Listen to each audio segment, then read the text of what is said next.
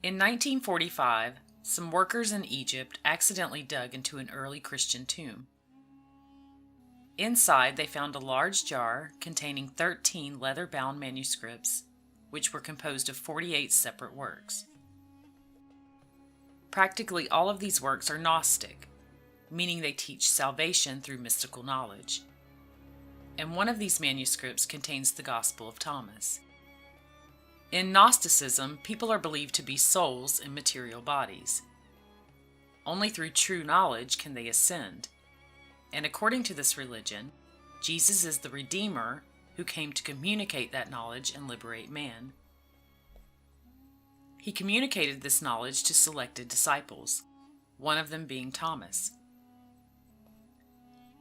In almost all spiritual paths or traditions that are followed, eventually that which is discovered leads to this same ascension.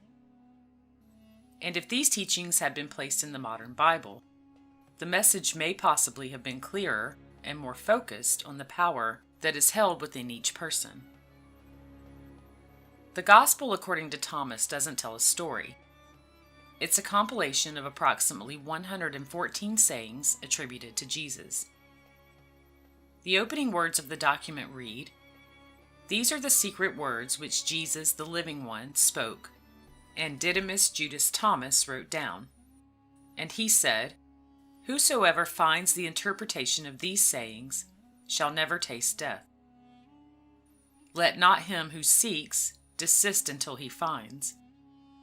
When he finds, he will be troubled. When he is troubled, he will marvel, and he will reign over the universe." The sayings themselves are not the secret. The secret lies in their interpretation. When you find the true answers, it will trouble you because it goes against most of what you've been taught. And when the truth of it sets in, it will marvel you. And then you will know your power, that you have supreme reign over your life and everything in it, that you truly can experience heaven on earth. The Gospel of Thomas has been eliminated from the Bible, and there are many explanations as to the reasoning. Some religious leaders express that if you read it and compare it to what you see in the New Testament, it's a very different kind of book, presenting a quite different Jesus. They claim that these particular teachings about Jesus mesh with certain philosophical principles that only grew in popularity, but that they aren't necessary to the work of the Bible.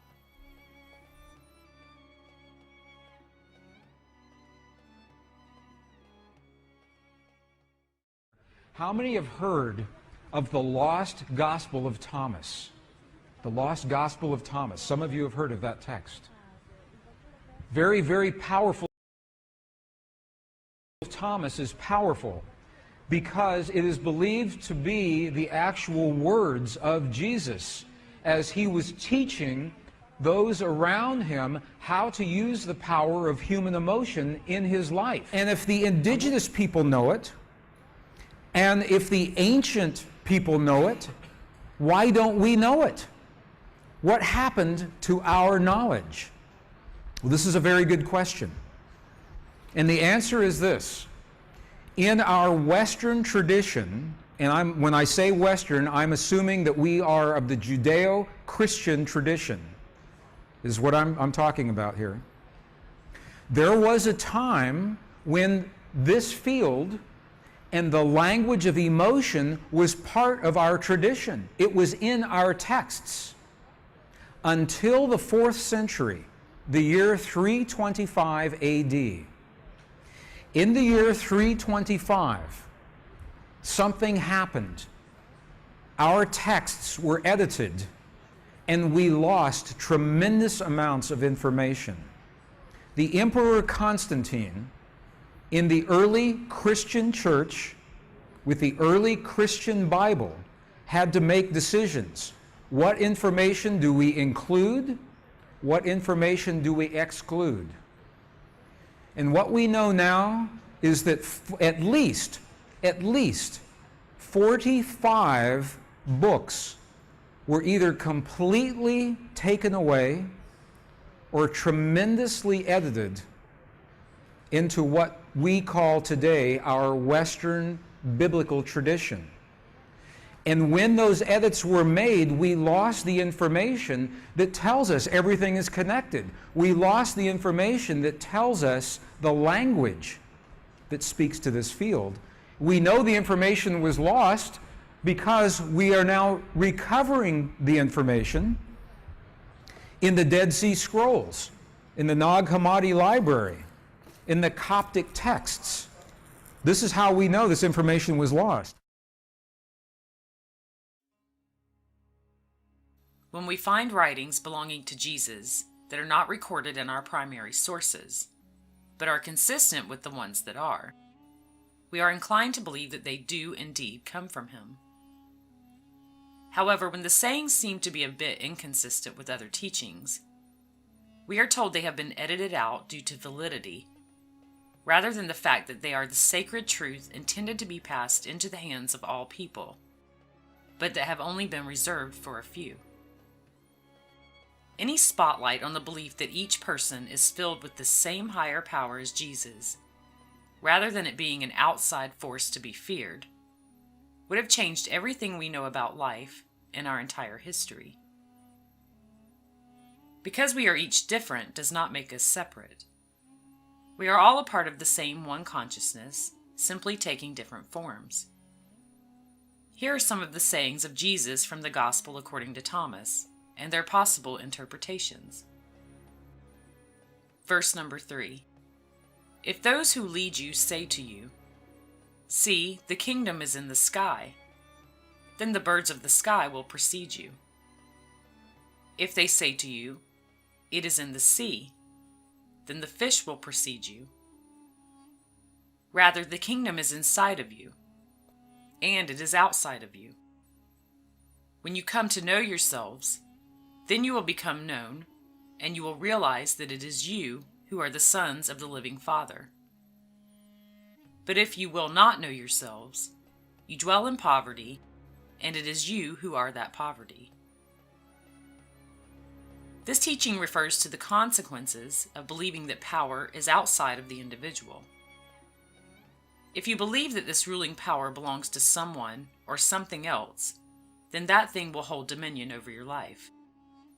However, when the realization is made of who we each truly are, the one consciousness that moves through everything, and that all power comes from within, we can live in an ascended and rich way.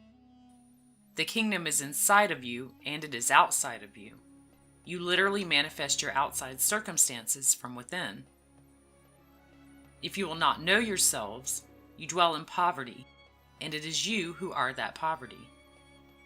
The belief that outside events and people have control over a person's life keeps them from living the richness that is rightfully theirs. They manifest as they believe. Verse 27. If you do not fast from the world, you will not find the Father's domain.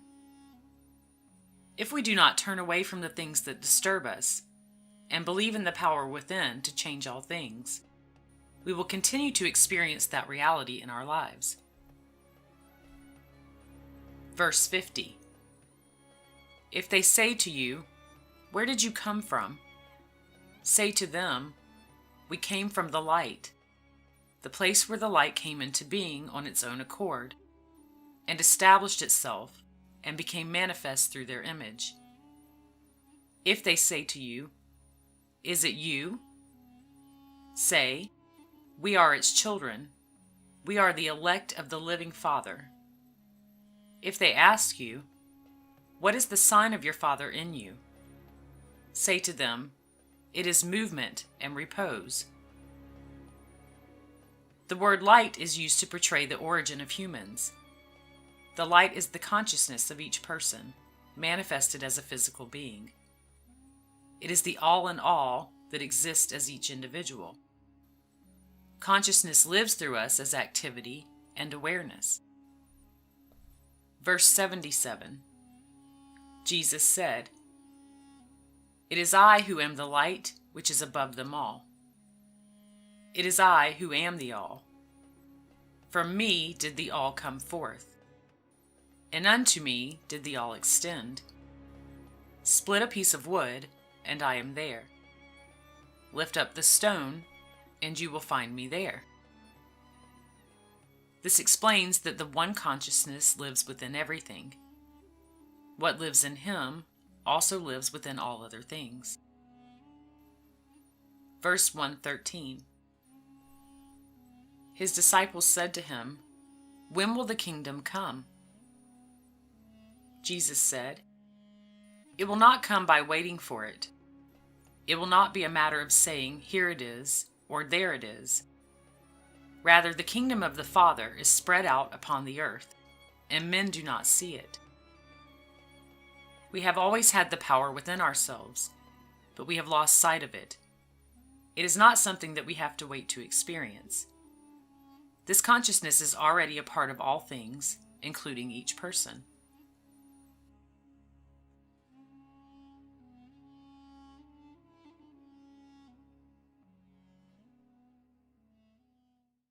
To unleash the force of the divine matrix in our lives, first, we have to understand how it works, and the science tells us how it works. Secondly, we must speak the language that the divine matrix recognizes, and science cannot tell us that. That comes from our past, from our culture, from our history, from those who have learned and used this language for thousands of years.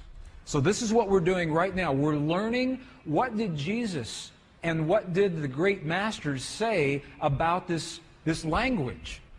Because it's the same whether you're talking Buddhist or Hindu or Christian, pre-Christian traditions. They're all telling us that there is a field of energy and that we have the language to use that field. This is an actual page out of the Gospel of Thomas. So we know that this ancient gospel actually existed. And you can see some of the letters. These are Greek letters. You can actually read some of, if you know Greek, you can see some of the Greek letters right here. In the Gospel of Thomas, two very important keys.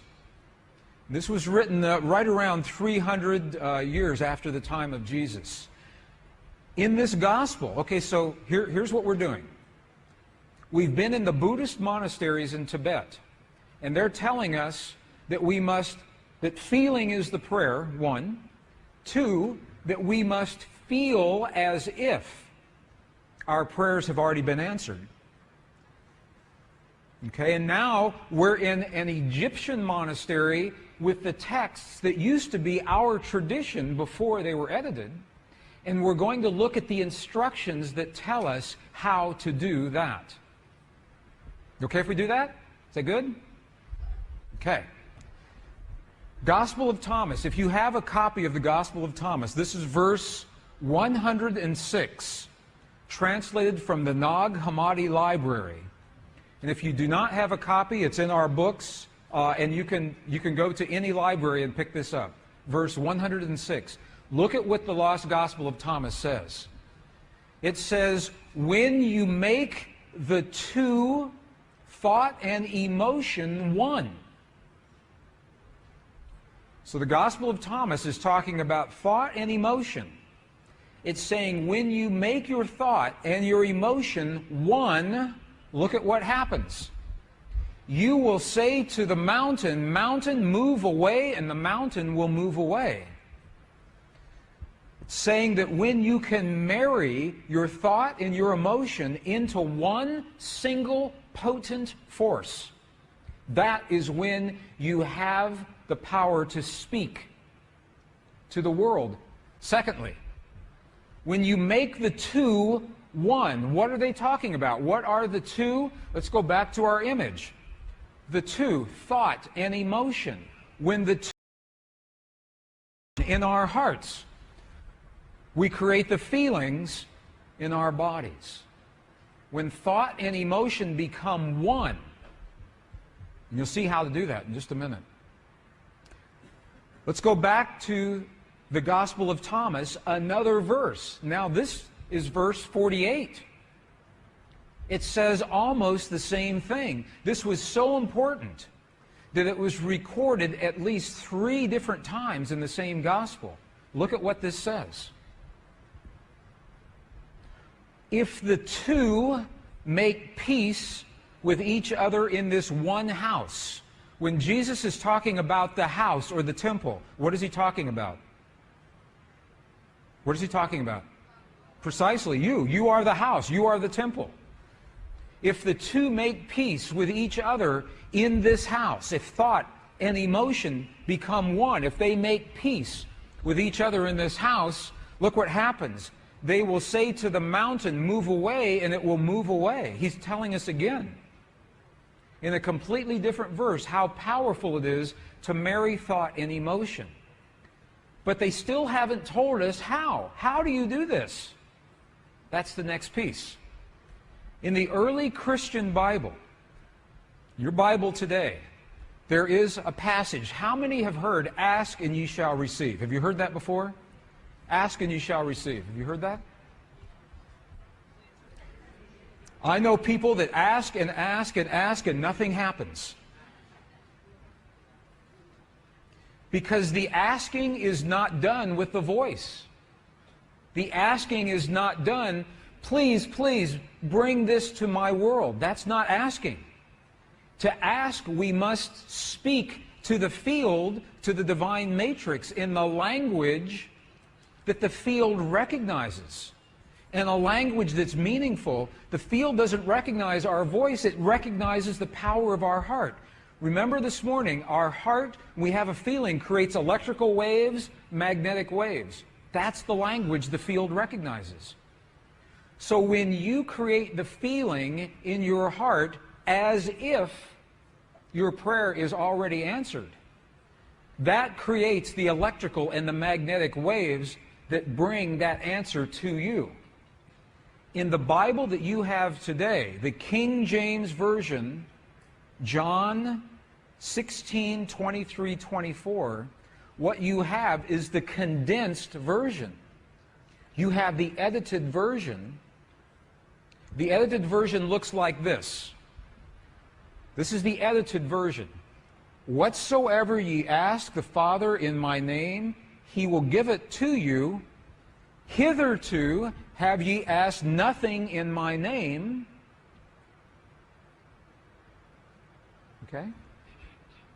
Ask and ye shall receive, that your joy may be full. Okay, this is the edited version.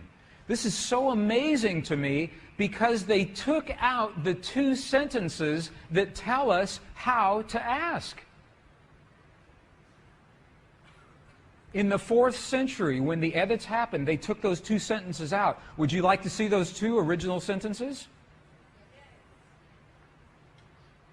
Okay, we'll go back into the original Aramaic and we'll look at a new translation. This is the original Aramaic. It begins, it looks very similar. So this is the retranslated version with the missing pieces. All things that you ask straightly, directly from inside my name, you will be given. It says, so far you've not done this, because if we ask with our voice, we have not done this. Now here's the piece that was edited. Here is what was lost. Look at these two very powerful sentences. Ask without hidden motive and be surrounded by your answer. Be enveloped by what you desire, that your gladness be full. Look at what it's saying. It's not saying to speak a word, it's saying to be surrounded, to feel as if. If you are surrounded, you are feeling as if your answer has already happened. Be enveloped. If you want the perfect relationship in your life, if you want the healing in the body of your loved ones, feel the feeling of what it is like as if that has already happened. Be enveloped by what you desire, because that is when your thought and your emotion become one. You think the thought of the healing in your loved ones, and you feel the love of that thought. They become one, And that is the language that this field recognizes. Does that make sense? Are you okay with it? You're going to see an example of this, another example here in just a moment. Ask without hidden motive. What does that mean? Hidden motive. Ask without judgment. This is precisely what the Buddhists are telling us. Ask without the judgment of the right or the wrong or the good or the bad. Ask without the ego. Ask from the heart. Is this meaningful to you? Is this helpful at all? Let me give you an example then. Because to be, if it says be surrounded, that means to feel as if. To feel as if.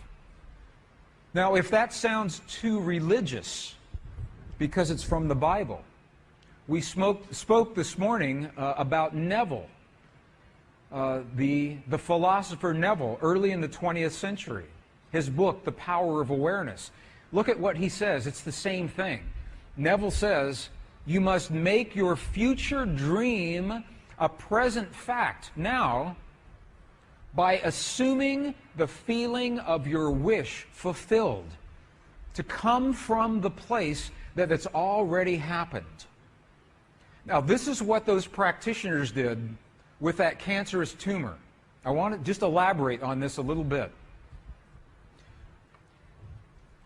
When those practitioners healed the woman with her tumor this morning, they did not judge the cancer as wrong or bad or right or good.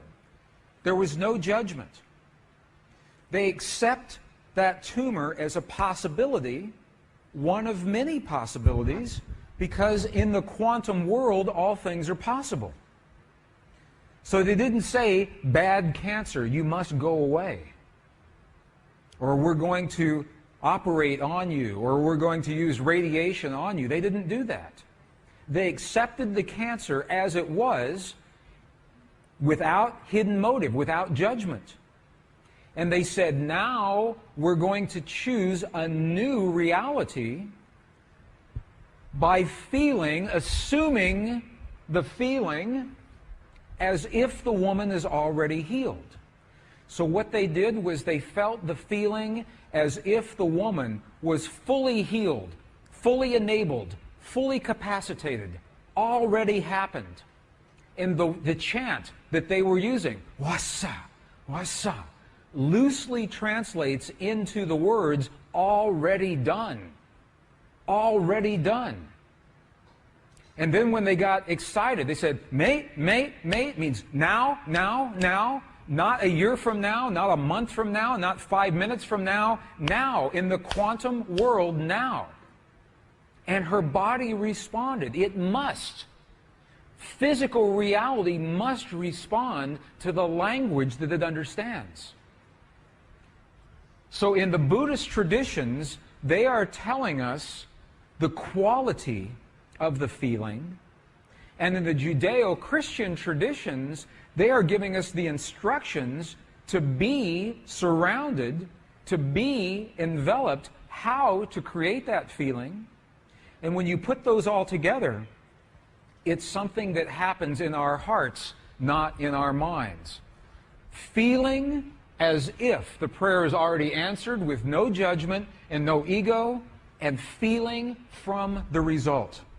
Feeling from the result as if it's already happened. Are there any martial artists here in the room? Karate experts?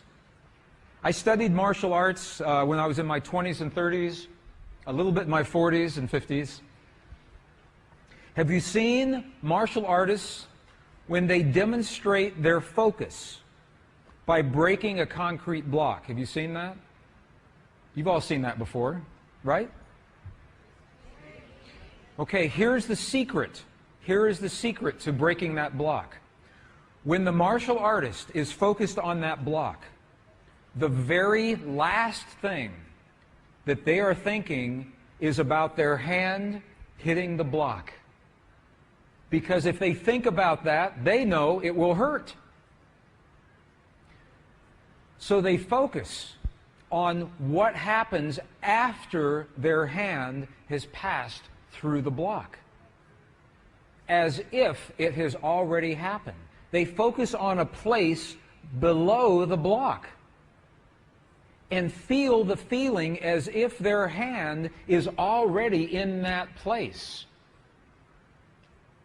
That is a metaphor, that is an equivalent for what we're doing with the power of emotion. Feeling as if the experience has already happened. The Gospel of Thomas represents our connection to consciousness and all that is. It is the knowledge that liberates man. If a person does not experience this higher consciousness, they believe themselves to be separate, alone, and simply a victim of circumstance. To break free from any manifested reality that does not serve what a person desires, the false image of the self must be replaced with the true knowledge of who and what we each are, and the power that we each possess.